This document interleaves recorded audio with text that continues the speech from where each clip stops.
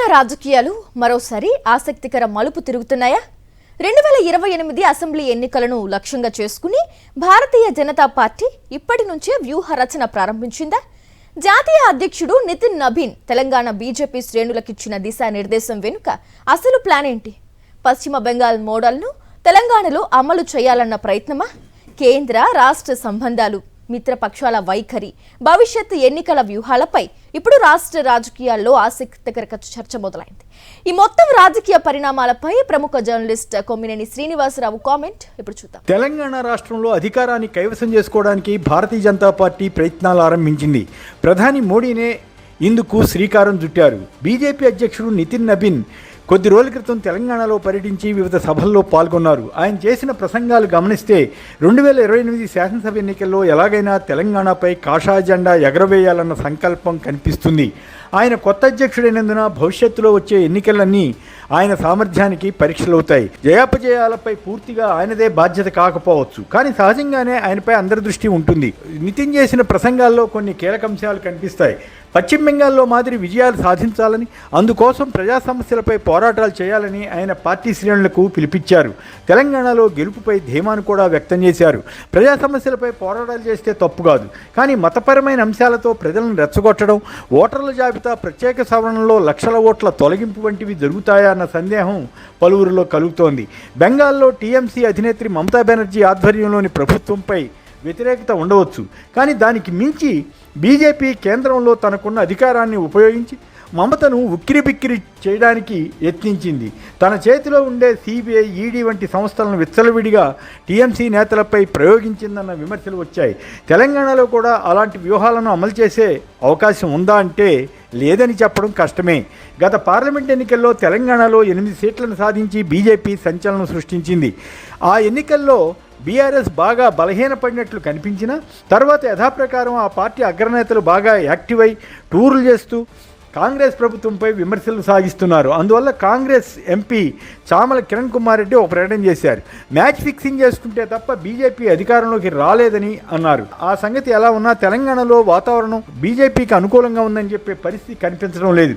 కాంగ్రెస్ ప్రభుత్వంపై కొంత వ్యతిరేకత ఉన్నా అది బీజేపీకి ప్లస్ అవుతుందన్న విశ్వాసం ఇంకా రాలేదు. జనంలో ఉన్న ఒక అభిప్రాయం ప్రకారం కాంగ్రెస్ బీఆర్ఎస్ల మధ్య వచ్చే ఎన్నికల్లో ప్రధాన పోటీ ఉండవచ్చు అనిపిస్తుంది. అందుకే ఒక నెల రోజుల్లో తెలంగాణలో బీజేపీకి అనుకూల పరిస్థితులు తయారు కావాలని నితిన్ నబీన్ పార్టీ నేతలను ఆదేశించారు. హైదరాబాద్లోని కార్పొరేషన్లకు జరిగే ఎన్నికలను ప్రతిష్టాత్మకంగా తీసుకుని విజయాలు సాధించాలని ఆయన నిర్దేశించారు. ఇందుకోసం రాష్ట్ర బీజేపీ నేతలు ఎంత దూకుడుగా కలిసికట్టుగా వెళతారు, కేంద్రంలో తమకున్న అధికారాన్ని ఇక్కడ కూడా ఏ మేరకు ప్రయోగిస్తారు, రాష్ట్రంలో అధికారంలో ఉన్న కాంగ్రెస్తో పాటు ప్రధాన ప్రతిపక్షంగా ఉన్న బీఆర్ఎస్ను ఎదగనీయకుండా చేయడానికి ప్రత్యేక ప్రణాళిక ఏమైనా అమలు చేస్తారా అన్నది చర్చనీయాంశం అవుతుంది. ఈ క్రమంలో బీజేపీ ఒంటరి పోరుకు సిద్ధపడవచ్చని ఆ పార్టీ నేతలు సంకేతాలు ఇస్తున్నారు. కేంద్ర హోంమంత్రి అమిత్ షా కొద్ది కాలం క్రితం ఇదే మాట ఓపెన్గా చెప్పారు. ఇతర రాష్ట్రాల్లో ఇప్పటికే ఉన్న పొత్తులు కొనసాగిస్తారా లేక అక్కడ కూడా ఒంటరిగా ఎదగడానికి యత్నిస్తారా అన్న దానిపై క్లారిటీ లేదు. తెలుగు రాష్ట్రాల్లో ఉన్న ప్రత్యేక పరిస్థితుల రీత్యా బీజేపీ ఇక్కడ ఒంటరిగా పోటీ చేస్తే ఏపీలో దాని మిత్రపక్షాలుగా ఉన్న టీడీపీ, జనసేన పార్టీలు ఇక్కడ ఎవరికి మద్దతు ఇస్తాయన్న చర్చ వస్తుంది. ఆ పార్టీలకు పెద్దగా బలం లేకపోయినా ఆ పార్టీలకు ఎంతో కొంతమంది అభిమానులు ఉంటారు. టీడీపీ అధినేత ఏపీ ముఖ్యమంత్రి చంద్రబాబు నాయుడు తెలంగాణలో కాంగ్రెస్ ముఖ్యమంత్రి రేవంత్ రెడ్డికి సన్నిహితంగా ఉంటారని చెబుతారు. ఇద్దరు గురు శిష్యులుగా పేరొందారు. కొద్ది రోజుల క్రితం జరిగిన ఒక సభలో కర్ణాటక ముఖ్యమంత్రి డీకే శివకుమార్తో కలిసి చంద్రబాబు, రేవంత్లు పాల్గొన్నారు. డీకే మాట్లాడుతూ తాము ముగ్గురం కలిసి చరిత్ర సృష్టించబోతున్నామని వ్యాఖ్యానించారు. రేవంత్ను చంద్రబాబు పొగిడారు.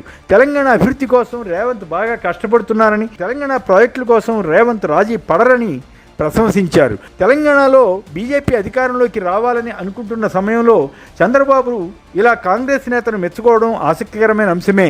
దీనిపై ఏం మాట్లాడాలో బీజేపీ తెలంగాణ నేతలకు అర్థం కాలేదు. అందుకే ఏపీకే తమ మిత్రత్వం పరిమితమని, ఇక్కడ టీడీపీ తన సొంత వ్యూహం అమలు చేయవచ్చని వారు చెబుతున్నారు. మరోవైపు రేవంత్ రెడ్డి తనకు టీడీపీతో ఉన్న సంబంధాలను కాపాడుకుంటూ ఆ పార్టీకి కాస్తో కూస్తో ఉన్న కేడర్ను, అభిమానులను కాంగ్రెస్ వైపు ఆకర్షించడానికి యత్నిస్తున్నారు. టీడీపీతో పాటు ఒక సామాజిక వర్గం ఓట్లను దృష్టిలో ఉంచుకుని ఎన్టీఆర్ విగ్రహావిష్కరణ చేశారు. టీడీపీ వారు కూడా కాంగ్రెస్కు మద్దతు ఇచ్చేలా వ్యవహరిస్తున్నారు.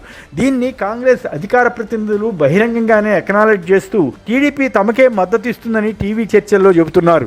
ఈ నేపథ్యంలో వచ్చే నగరపాలక సంస్థల ఎన్నికలు పలు రాజకీయ పరిణామాలకు కీలకంగా మారవచ్చు.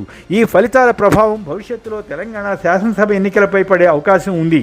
చంద్రబాబు వ్యూహాత్మకంగా రేవంత్ ద్వారా కాంగ్రెస్ అధిష్టానంతో పరోక్ష స్నేహం కొనసాగిస్తున్నారని, అలాగే చంద్రబాబు ద్వారా రేవంత్ బీజేపీ అగ్రనాయకత్వంతో సంబంధాలు పెట్టుకోగలిగారన్న ప్రచారం రాజకీయ వర్గాల్లో ఉంది. అయితే దీనికి ఇప్పటికిప్పుడు ఆధారాలు కనిపించకపోవచ్చు.